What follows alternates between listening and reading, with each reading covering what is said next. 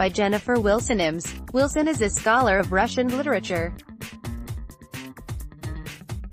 CreditEugene Ivanov, iStock via Getty Images PlusThe true crime genre, spurred by podcasts like Serial, and shows like Netflix's Making a Murderer, doesn't seem to be slowing down. That's welcome news for those who seek criminal justice reform.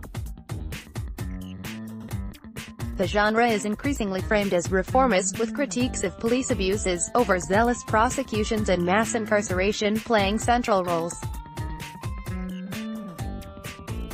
Earlier this month, the Peabody Award-winning podcast, In the Dark, announced that its second season would focus on the story of Curtis Flowers, a black man in Mississippi sentenced to death for murder by a prosecutor who reportedly had ties to a white supremacist organization. At this year's Tribeca Film Festival, Netflix screened new episodes of its series, The Staircase, which followed the trial of Michael Peterson, who in 2003 was convicted of killing his wife. After the screening, the director Jean-Xavier de Lestrade told the audience his purpose in making the series was just to look at the way the justice system would treat the case. In this way, today's true crime resurgence has an antecedent in the works of Fyodor Dostoyevsky, the Russian author of numerous novels about murder including, most famously, Crime and Punishment. Dostoyevsky was obsessed with the judiciary. He spent considerable time watching trials, debating with lawyers about the nature of innocence and guilt, visiting the accused in prison and trying to sway public opinion about certain cases. So enmeshed were Dostoyevsky and his writing in the legal consciousness of Tsarist Russia that defense attorneys were known to invoke Rodion Raskolnikov, the charismatic murderer protagonist of Crime and Punishment, when seeking sympathy from the jury. Like many of today's true crime authors, filmmakers and podcast hosts, Dostoyevsky wrote about crime, in both his fiction and journalism, as a way to uncover the lapses and deficiencies, as he perceived them, in the legal code. Unlike contemporary consumers of true crime, who find themselves in the middle of a larger national conversation about police brutality and racial bias in sentencing, Dostoyevsky was writing at a time of tremendous enthusiasm and hope regarding the future of Russian jurisprudence. In 1864, Tsar Alexander II instituted sweeping changes to the legal code, the most radical of which was the introduction of the jury trial. Dostoyevsky shared the country's excitement over the changes, writing to a friend, "We will have just courts everywhere. What a great regeneration that will be. I keep thinking and dreaming of all these things, and my heart beats faster over it." Dostoyevsky himself had been victim to an overzealous judicial system. In 1849, he was sentenced to death for participating in the Petrushevsky Circle, an intellectual society influenced by the French utopian socialists.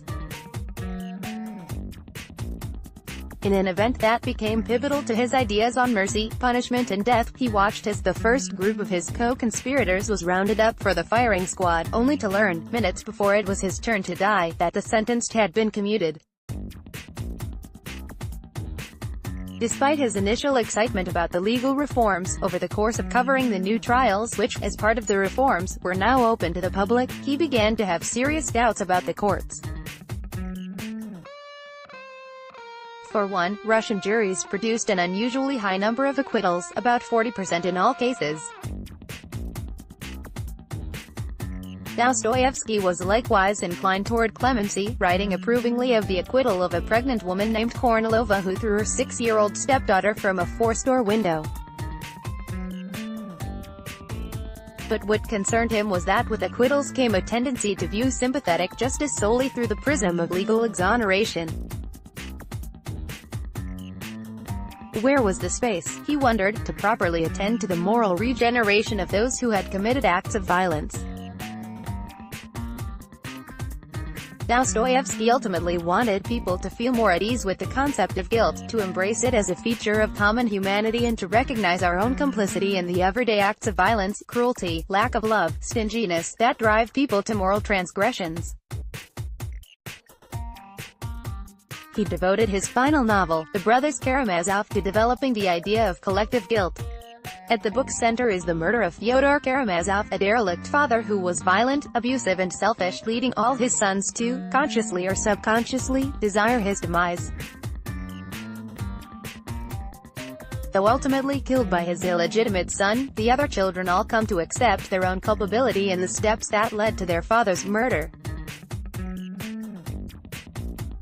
The eldest, Dmitry, is eventually falsely accused, another sign of Dostoyevsky's disenchantment with the post-reform courts, but he is ready to accept moral culpability, he says, because everyone is guilty for everyone else. As true crime shows continue to proliferate today, Dostoyevsky's evolution as a crime writer could prove instructive in expanding the genre's reformist potential. While true crime podcasts and television series admirably shine a light on the cases of people trapped in the contradictions of the American justice system, equal attention should be paid to stories of restorative justice, like that exemplified by podcasts like Ear Hustle, which is produced by inmates in San Quentin State Prison in California. As Dostoyevsky implored through his novels and reporting, it is not only our task to support the innocent or wrongly convicted but also to recognize the humanity of the guilty and the shared sense of responsibility that we have for one another.